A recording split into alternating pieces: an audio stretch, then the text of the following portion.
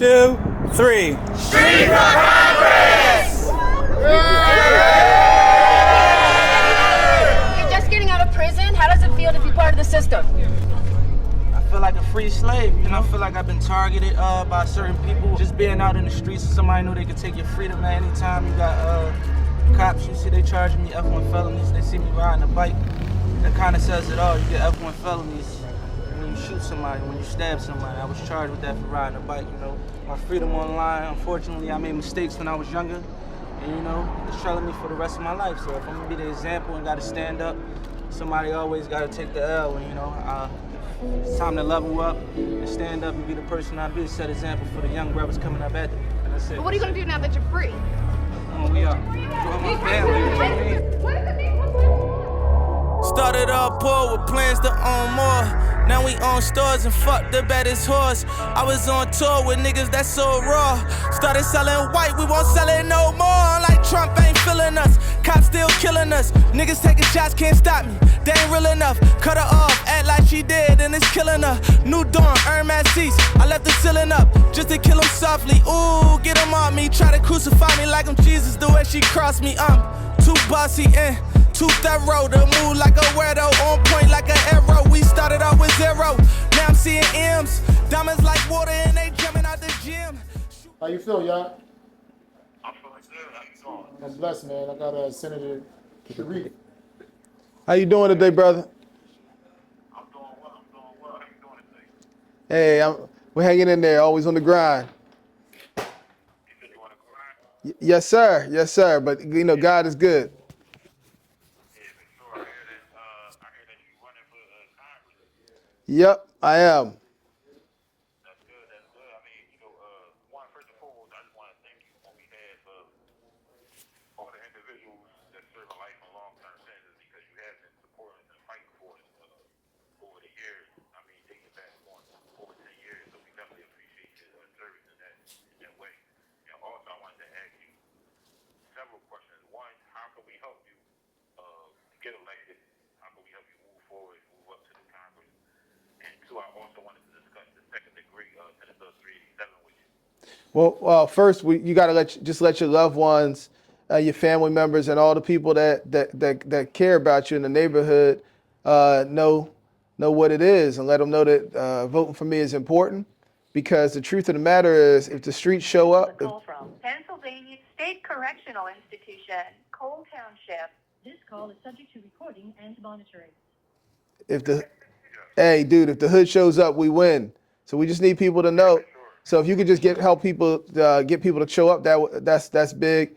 And then on the second thing, I'd love to talk to you about the second degree bill. We had a major win in the courts, saying what we've been saying all along, which is that the current provisions of law around second degree murder are unconstitutional, and it's immoral.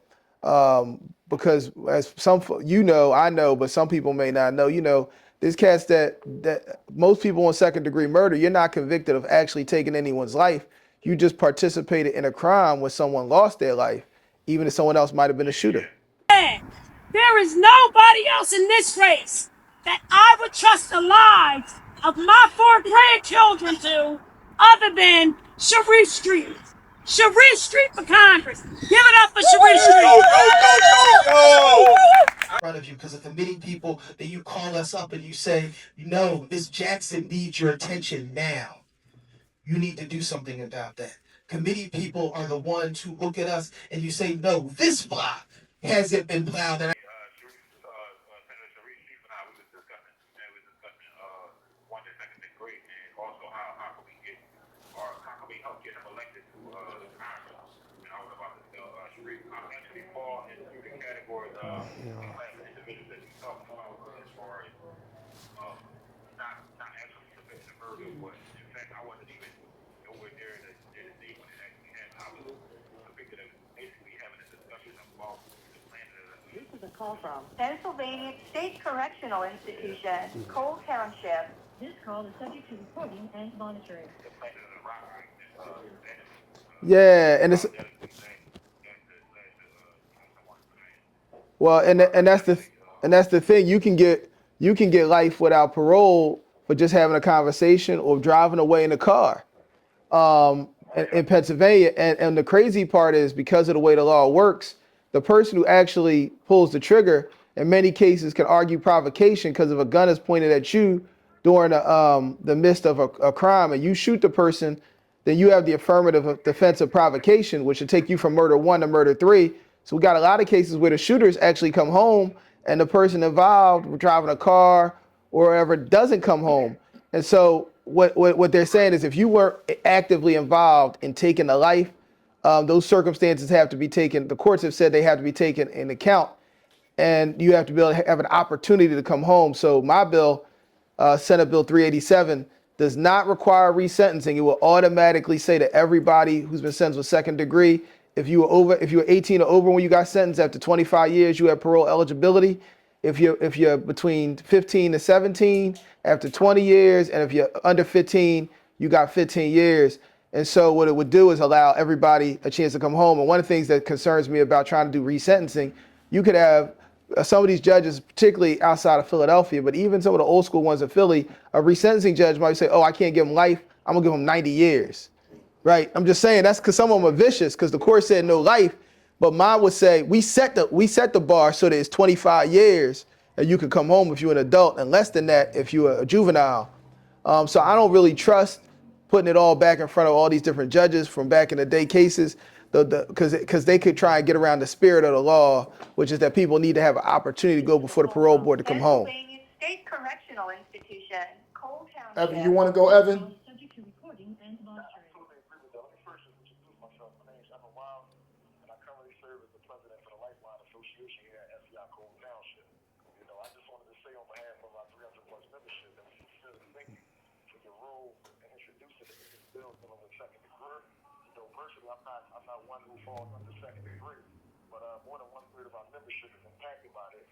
And it's a beautiful thing to be able to see light at the end of the tunnel for some of the guys who I know, some of the elders who have mentored us. It was one guy in particular, when I found out Mr. Martin Haynes, when I found out that he would have opportunity to return to society after 4 decades, I was elated.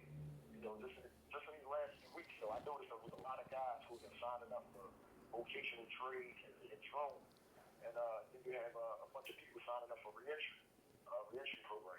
And Yeah. that was one of the questions that I was going to ask you today in regards to reentry, with the limited space in some of the programs that we have now.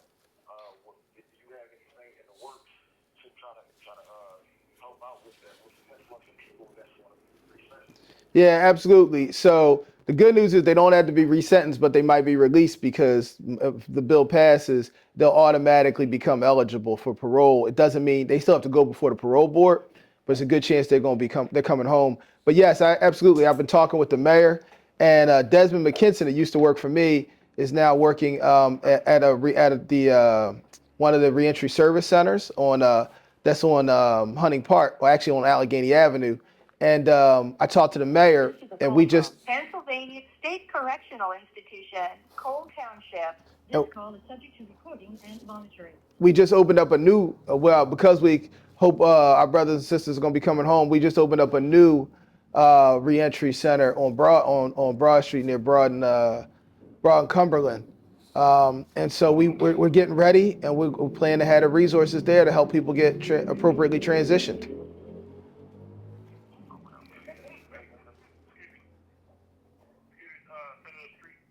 Preem? One last thing I want. Okay. This is one last thing I wanted to ask you was so a lot of energy has reemerged within the prison based on the Derek Legal system. Like, a lot of people is regaining faith in organizing and mobilizing and stuff like that. So one of the things I wanted to ask you, would you be willing to come into the institution and speak with the men directly about how we can help on your campaign, but also flip the state senate during elections? We need to know, like, what districts are vulnerable, so forth and so on, because I believe that a lot, in light of this decision, a lot of people is willing to get more involved than they was in the past. But I think hearing from you directly would be beneficial. It'd be powerful. Yeah, I'm definitely willing to come up. We got to figure out the time, but I was just at Phoenix talking to some of the brothers last week. but I plan to come out to Chester. I want to come out to Cole. We're gonna get around. This summer we plan to this summer exactly on the issue you said, making sure we flip the state Senate and state House seats and the congressional seats. But flipping the state Senate would be for where brothers sit there is probably the most critical thing you could do to get some real relief to brothers. Listen, I had one of our committee members who actually is serving the second degree sentence, and he wanted to speak to you as well. I wanted to give him a chance to, talk to you guys. Absolutely. Hey, good morning to you. Good morning. How you doing? Brian Parnell, Sharif Street. How you? Man, every day God gives us is a blessing. Yes, it is. Yes, it is. And I want to, just touch on not just myself, because I'm not a selfish guy, but to give you an idea. My name is Brian Parnell. I've been incarcerated for 25 years for second degree for a crime that I truly didn't. But I have a documentary that was done by Mark Howard on justiceforbrianparnell.com on change.org. The DNA of the guy that did it never matched me. They just based it on a partial fingerprint. But like I was saying, I wanted to touch on the fact that second degree, the stuff that you guys are fighting and pushing for is well worth it. It's well deserved. And the guy that they keep making reference to as a getaway driver was here with me, Mr. Samuel Barlow. He served 52 years, where the gunman in the crime only served 15. Yeah, unfortunately, I've heard of a number of situations. There are 1,500 people in Pennsylvania that are subject to second-degree murder, and I would say a significant number of them, the shooters have already come home or had more parole eligibility, and it's because of the provocation issue. Because if you're the most likely, who is somebody going to point a gun at? The person pointing a gun at them. So if you're a shooter, you're more likely to be able to argue provocation, because if you don't point a gun, if you're the one holding the gun, you're the one more likely to have the gun. And provocation is an affirmative defense that only applies to the person to whom the gun was pointed at. And so if I'm participating in a crime, but I'm not, like, I'm sitting in a car, I'm just driving, right? And the guy goes in and pulls a gun, I might not even know he had a gun. And then he goes somebody points a gun at him, and then he can argue provocation because his life was threatened. So that means he can't get more than third degree. But I didn't have a gun pointed at me, so I can get second degree. And so you're right. In one case, I talked to a brother who was serving, who was on his 41st year, and this was years ago. And the guy who was the shooter in his case, had been home for 15 years, and had a whole life going on. And I'm not saying that I want those people to stay longer, but I just really don't. We just really need to let the brothers that have the second degree cases come home. Exactly. I met you when you came here before too. Yeah, I remember. We had that little form. Okay. And the last thing I wanted to touch on is the actual 1-year time limitation to access our court, where brothers are being time barred, because you have a lot of dudes that can legally prove their innocence, but You have 1 minute left. Proper representation. Oh man, I got a minute Let Preem get on right quick. Kevin Hogan wanted to meet you. Hold on, yeah. Hey, Brian. Excuse me. This is Yako. That I think it was me. Just that 1 minute on my hand. So I think y'all still had time, and I called sooner than y'all. So again, Mr. Street, I appreciate you. All the men appreciate you, and I'm looking forward to meeting you again when you come up here and to discuss some of the things on how we can move forward and grow this movement. Hey, looking forward to it, brother. You stay strong. All right. Yes. Be good, Nico. The caller has hung up. With Kev at. All right, how you, brother? There you go, Preem. Go ahead, Preem. Yeah. This Kevin Hogan. How you, brother Sharif? I'm doing well, man. How about you? I'm good under circumstances. Feeling a little rejuvenated after the therapy situation. And as I explained to you, I have first degree, but how it all ties in was You have 1 minute left. the first degree. Real quick, Preem's about to hang up. We'll call right back. All right. Yeah. How it all ties in. The first degree guy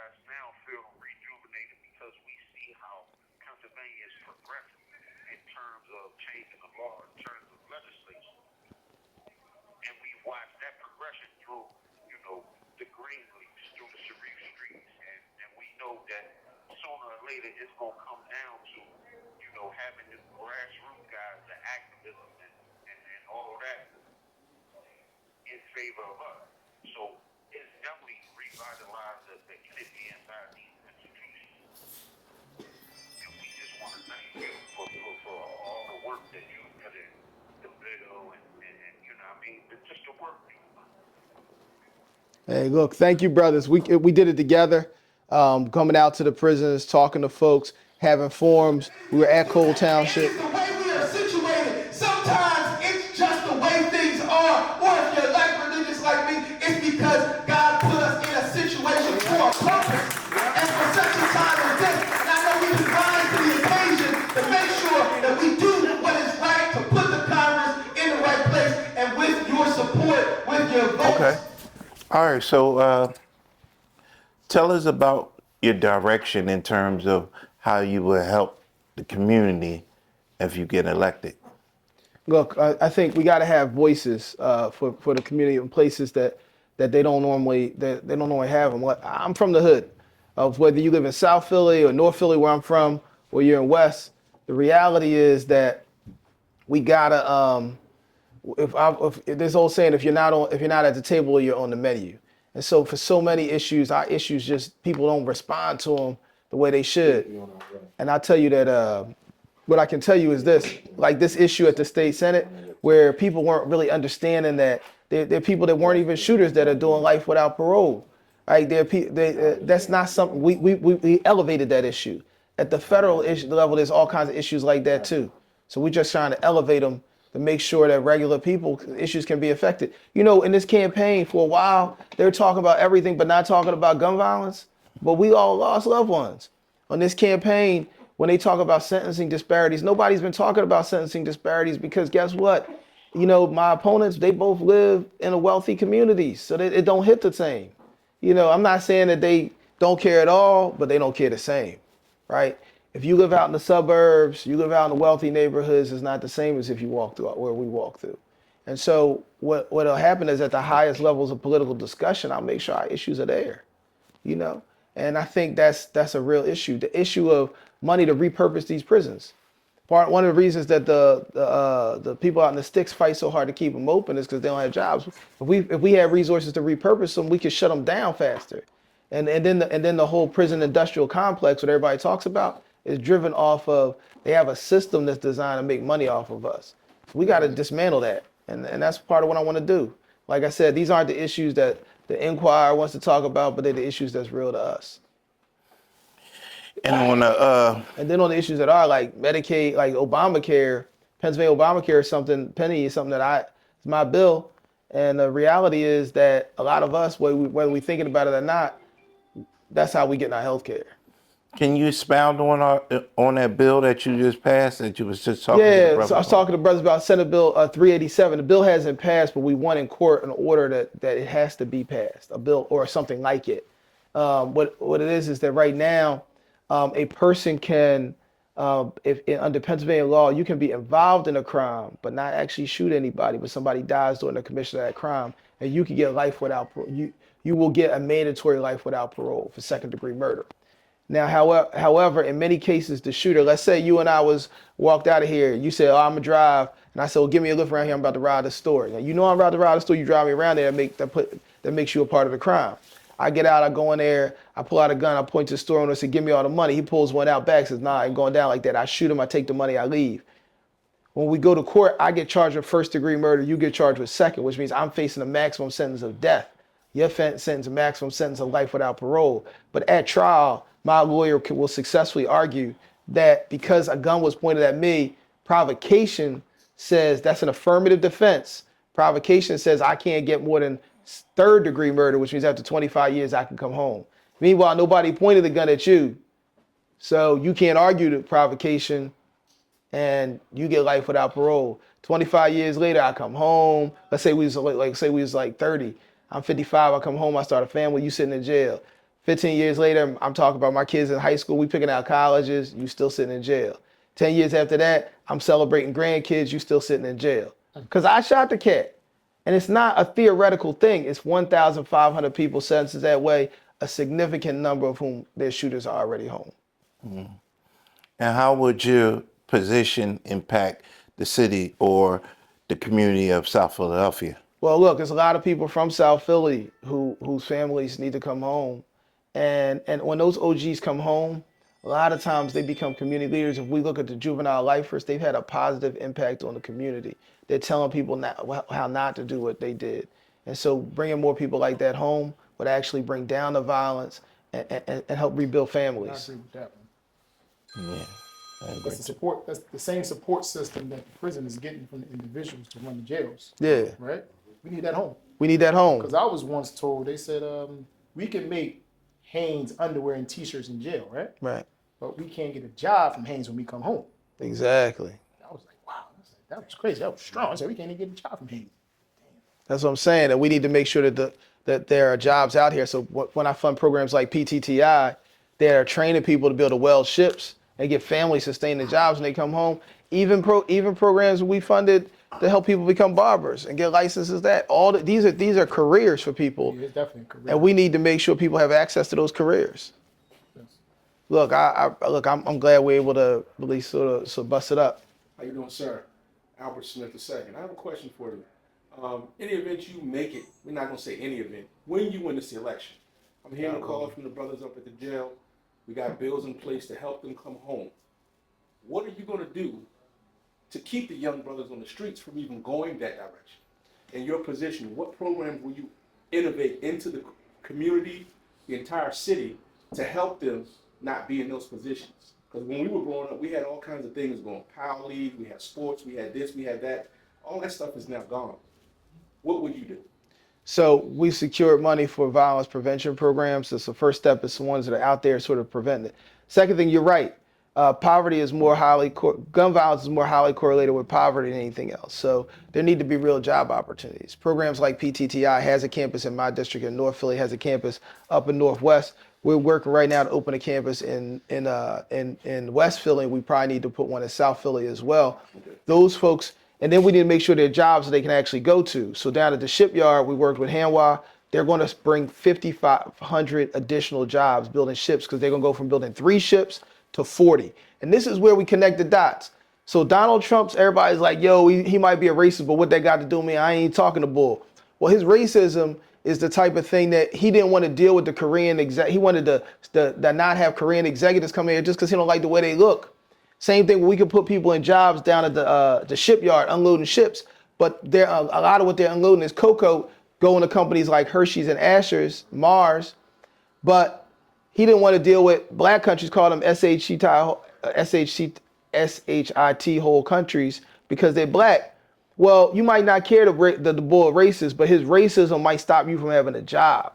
And what we're saying is we can have programs, all the programs we want, but those programs got to be connected to actual jobs. So 5,500 people that don't need a college degree that can make between $80,000 and $130,000 a year, that's life changing for those people and their whole families, right? The shipyard, getting your twit car, being able to unload ships, that's those people making similar kind of money. That's life changing for those folks.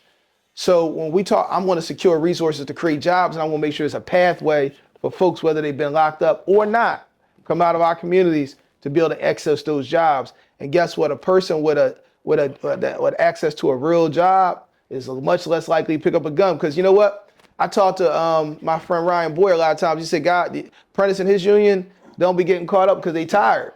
They got to get up at 6, 7 in the morning to be on the job. And they girl want them to go to bed because he bringing home that paper that's buying Pampers, that's paying the rent. And you know what? Families stay together, because the number one thing they argue about, young people, families, is money. She tell him you ain't nothing because you ain't paying for nothing around here. And he's like, I got to do what I got to do to feed my family. That's a cycle. Mm-hmm. So what we break the cycle when now she's like, baby, I made you dinner. He's like, babe, I brought home something. Everybody's feeling good because the family's together and there's money in the house. And when our people have jobs, now they're taking care of the kids. They don't want to mess it up. They taking family vacations, and the kids aren't growing up with the trauma that all of us grew up with. Because even if your house was stable, if somebody got shot on the block every week, you experience the trauma too. Right. Last thing, and I'm quiet. Brother Five does a thing when he teaches kids a skill that can last them their whole entire lives. Is there anything planned in your administration when you get in to do something in the schools? Because a lot of vocations have left the school. They're not getting technical skills. They're behind in communication, as far as computer skills and things of that nature. Will you do something for that to Right. better the So right now, as a state senator, we are working in the schools with the carpenters, taking the carpenters union into the schools and making sure that they. And by the way, right now they're using virtual reality technology to show people how to do carpentry. Almost all the trades are. So we need to understand this is not the old-fashioned wood shop where you're sitting there with with a hacksaw. You know, this is using the state-of-the-art technology for the state-of-the-art industry we're in. And so that's the kind of stuff we're doing. We worked with the Dobbins, we secured money for the Dobbins Culinary Program, which is now world-renowned, and hospitality is one of the fastest growing industries. And their barbering program, because Dobbins now has a state-of-the-art barbering center with a number of chairs, and we work with that as well. And so we've secured resources. As a congressman, I'll be able to even bring back more. We can scale it up and do it bigger. That'd be great. That'd be great for the community. Last question, how would you handle Trump up there? Well, dude, I done took on Trump. I done sued Trump over a dozen times. I done beat Trump multiple times. But this is the thing, right? You got to understand how to fight with people, and you got to understand how to get things done. I've worked with Republicans who I disagree with issues to help secure gun violence funding, to make sure we pass the Police Accountability Board, to make sure we authorized and we passed the Pennsylvania Obamacare a penny. So I know how to work with them. But listen, when Trump wanted to take away our drop boxes, when he wanted to stop our early voting, when he wanted to do that, I took him to court and I beat him every time. And so what? And I was the lead plaintiff. And guess what? It wasn't nothing new to me. When I was sitting here in South Philly, right off of here, we used to, when I was a kid and my dad was driving that old green truck and my uncle was hanging out the window, we was fighting Frank Rizzo. We came through parts of South Philly, especially coming over that Grays Ferry Bridge down there. They threw rocks at us because they were rocking with Rizzo. And I said to my uncle then, I said, Uncle Milt, what should we do? They throw rocks at us. He said, duck, pick them up and throw them back.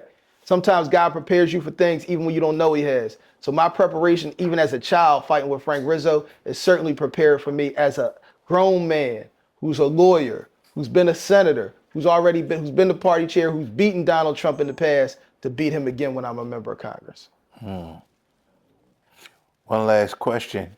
In terms of the elderly, what would be in terms of I know in terms of the issues of Senate, we're going up in terms of Congress. What is the role that you play in terms that directly impact South Philadelphia? Well, for our seniors, the state and the feds have to work together. So Obama passed Obamacare, which created healthcare access for a lot of our seniors, so they had to choose between their medicine or food.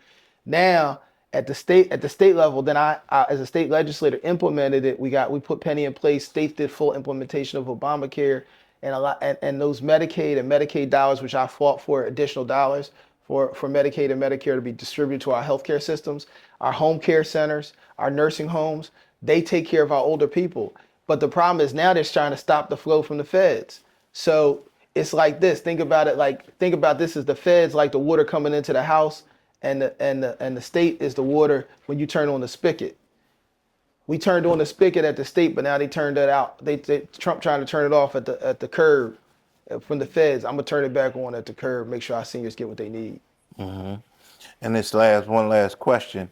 The brothers called home from prison. At one point in time, we couldn't vote. What is now going into this? In Pennsylvania, if you are released from prison, you can vote. In Pennsylvania, if you're behind bars, but you're a pre-trial, you can vote. If you're in Pennsylvania and you're being, as long as you have not been sentenced for a felony, you've been sentenced but on a misdemeanor, you can vote. Even if you're behind the wall, you can vote. And if you're out from behind the wall, you can vote.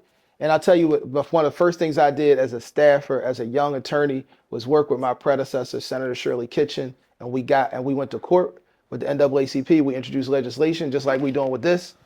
We fought to win a young Sharif in his 20s working with Senator Kitchen and other leaders. As a young lawyer, I worked on that litigation to get ex-offenders the right to vote. 20 years later, we're going to expand their rights. It's been a lifetime fight for me, and I'm glad you brought it up. All right. That being said, any other questions? All right, cool. You know what I'm saying? Appreciate y'all, and I'm glad I got here, got to bust it up with y'all. I think we got busted up with some other people. Appreciate you. Thank y'all. Maybach music.